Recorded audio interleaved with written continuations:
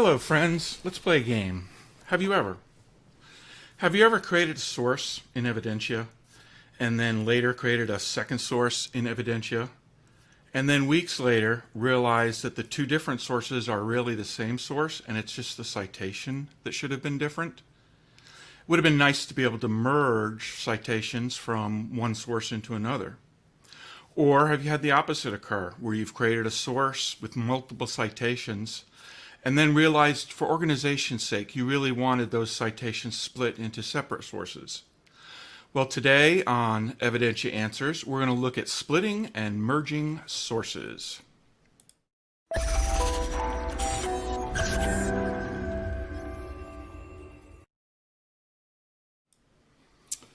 Hello friends.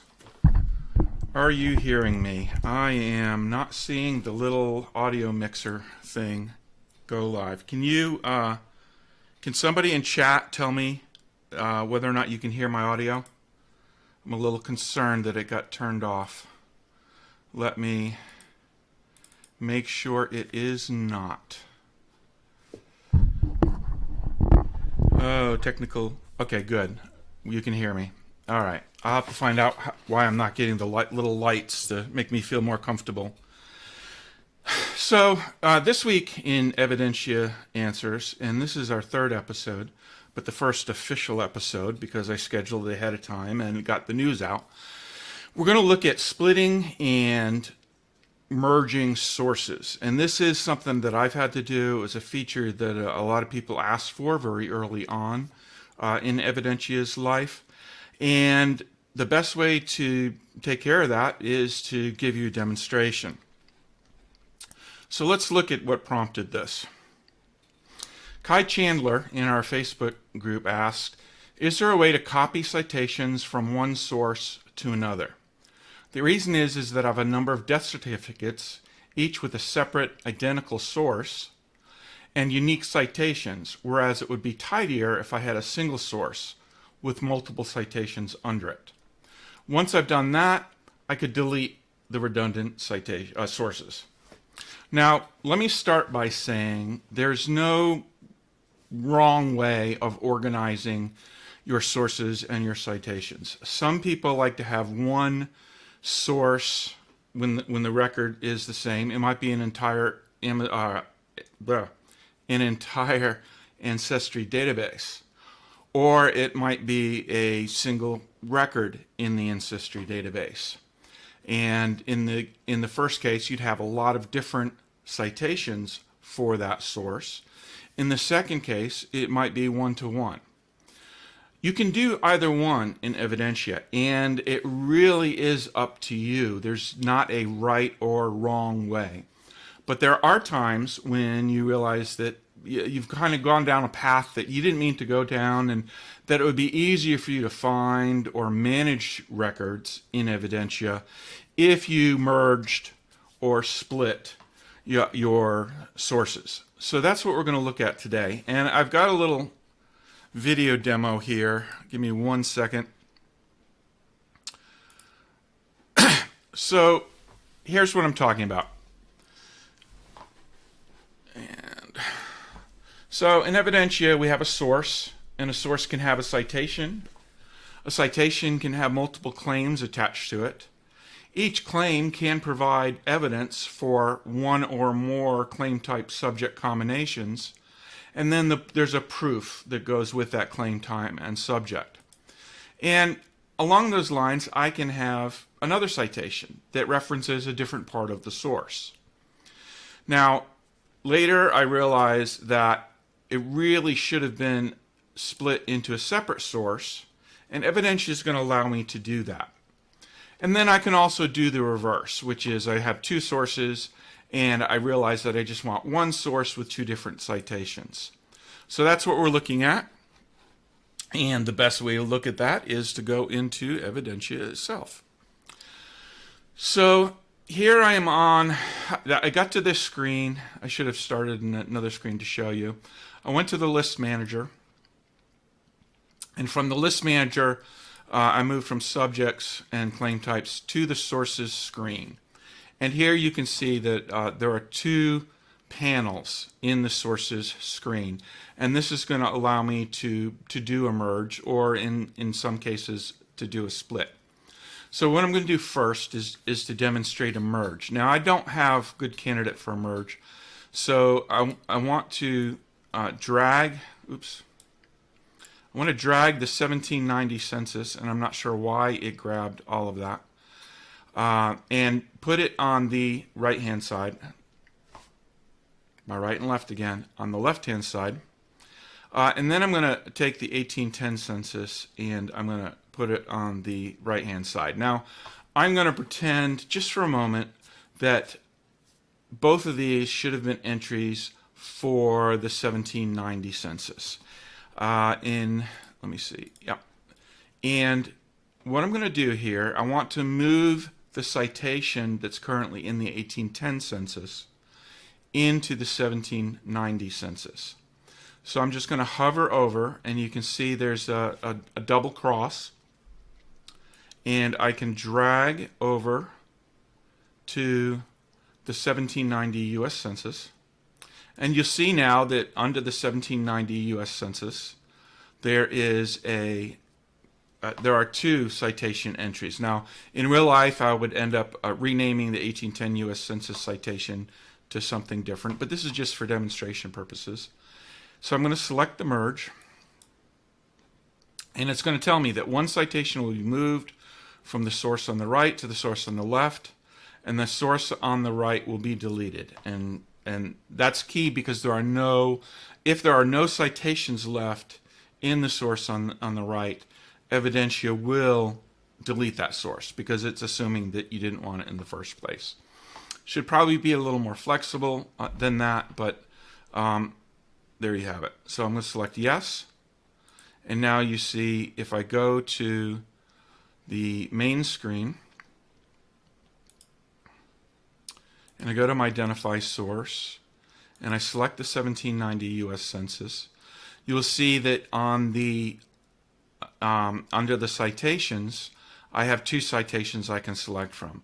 I can select from the one that's currently labeled 1810 that I would later go in and mark as 1790, and I've got the other one that was originally part of that. Now let's assume, for the sake of argument now, that let me think for a minute.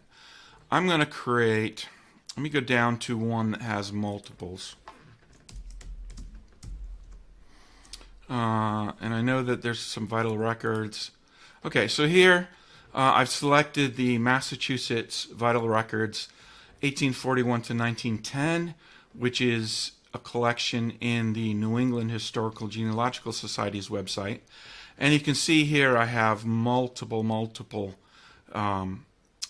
citations for it. I have citations for Charles H., his death. I have citations for Charles H., his marriage. I've got one for Daniel H., I got one for Daniel P., I got another one for Daniel H.'s birth, and I got one for Daniel H.'s marriage. Now let's assume just for a moment that I really want to have a separate citation, a separate source for some of these citations. So the first thing I'm going to do is create that second source so that I have something to link it to. And I can do it here by simply clicking on copy source. And now Evidentia has a copy of that source that I originally had. And maybe this is where I want to organize all my marriages.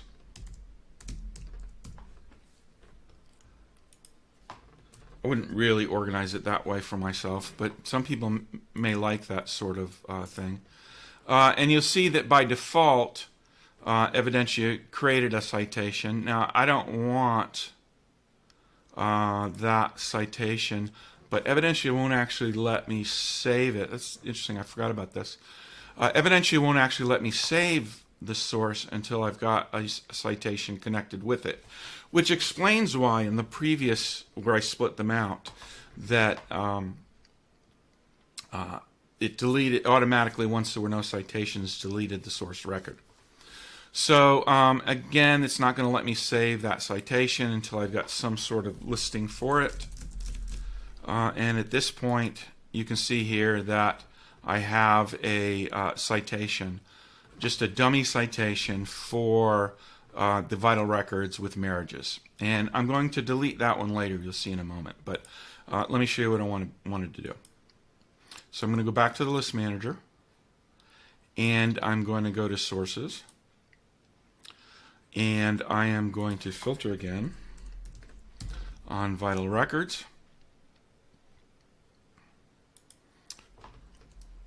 And I've got a lot of vital records, so let's find the ones I wanted from NEHGS.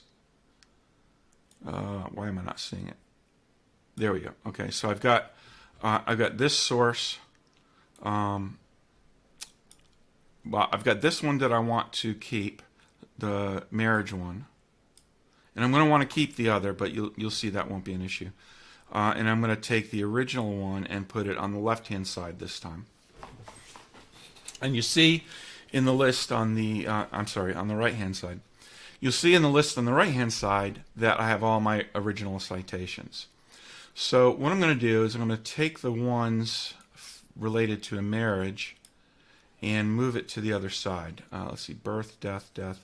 Here's another marriage one.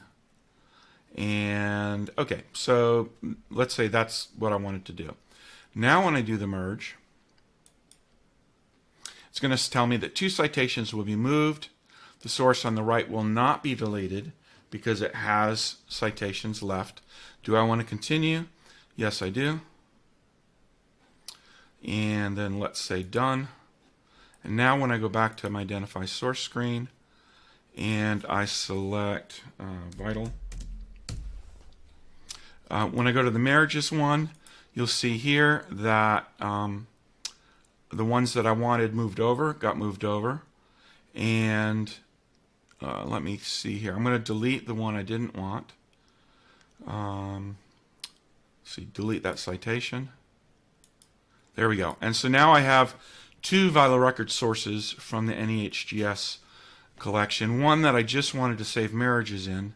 And then if I go back to the other one, you'll see that I've got the death and birth ones that are still part of the other one. So that's it. You've seen how I can move I can move citations around between sources. And keep in mind that when I move a citation, the claims go with it. And when that claim moves, then the evidence and the proof go with the claim. So in a lot of cases, what was actually happening is I was moving multiple pieces of data. Let's show that. Let me go back to the one that I moved to, and let me click on the marriage of Charles H. Thompson. And if I look at catalog information, you'll see that I have claims already, because the claims moved over as well. And by virtue of having these tags come with the claim, they stay with the claim. And that is, if I go to the analysis screen, let's say I want to look at the analysis for, let's see, the marriage of Sarah J. Thompson. Ooh, wait a minute, hold on a second. Did I move too much over? Did I copy too much over?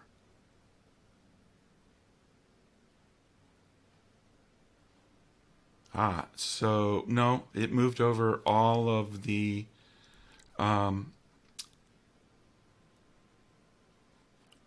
claims that are part of that particular citation. So now if I go over to the analysis screen, and let's say I want to look at Sarah J. Raymond, and I want to look at her marriages, you'll see now that I have let's see which one. Yeah, you'll see that I've got the citation that I created from the vital records specifically for marriage. And in this case, I've got multiple claims for that. I don't think I've done any analysis on these yet, which is why you're not seeing it. Yeah, so that is back to identify source, and that is splitting and merging sources. So let me go back to the to another camera, and let me go back to this camera. And what I'm going to do now is just double check to see if anyone has posted any questions. Where is... there we go. Oops. So in the chat, okay, yes, it looked like there was an issue with some blur. Refreshing corrected the blur. Thank you, June. One of the things that I'm working on, so this is only the third Evidentia Answers that I've done, and I'm still playing around with the lighting and the cameras to provide the sharpest image that I possibly can. The highest image that YouTube will allow me is 1920 by 1080, which is, I think, what I'm doing now, and I will double check.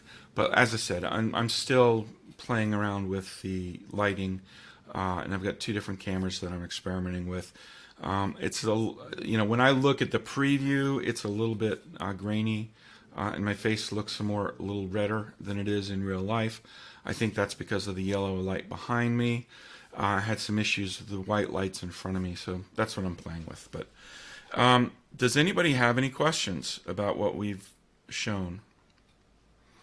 And I'll wait a little minute because I know there's a lag.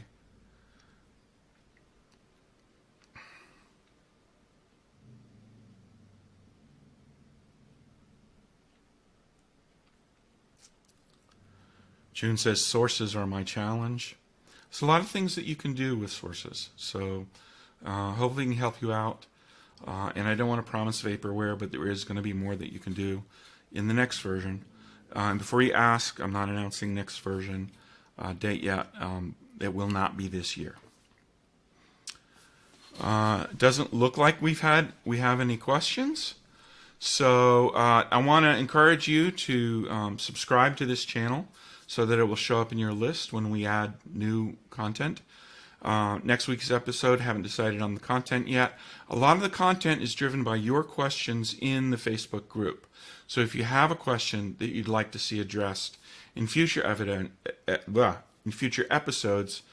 of Evidentia Answers, then please feel free to post either in the comments of the YouTube video, which I'll screen later, or in a Facebook post, and I will try to get those questions answered.